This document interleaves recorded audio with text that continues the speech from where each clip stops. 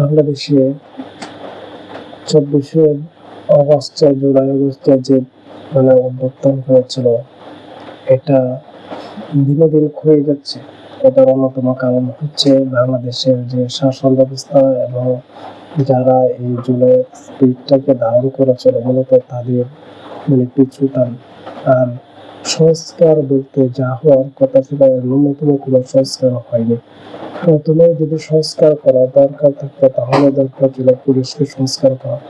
কারণ এই পুলিশই একটি স্বৈরতান্ত্রিক শাসন ব্যবস্থাকে টিকিয়ে রেখেছিল। কারণ বিভিন্ন ক্ষেত্রে যখনই দমনের প্রয়োজন থাকতো, তখনই আমরা দেখতে পেয়েছিলাম যে সমস্ত স্বৈরাচারদের সাথে পুলিশ বাহিনী একাত্মতা ঘোষণা করতো, কিংবা ইচ্ছা অনুযায়ী তাদের সাথে তারা যোগ দিত এবং তাদের হুকুম পালন করতো এবং নিরীহ মানুষের উপর তারা বিভিন্নভাবে টর্চার করতো।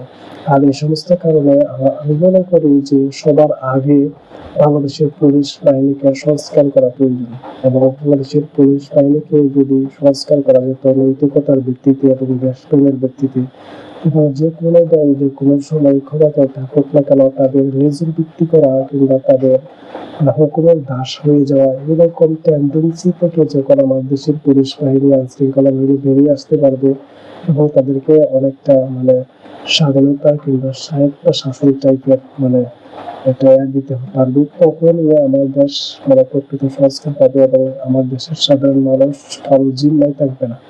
তখন আমার দেশ শান্তি থাকবে, আমি মনে করি এটা।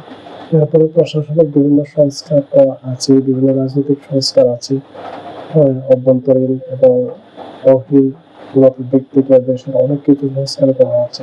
এভাবে যদি সংস্কার করা না যায়, তাহলে বাংলাদেশ হুমকিতে পড়বে।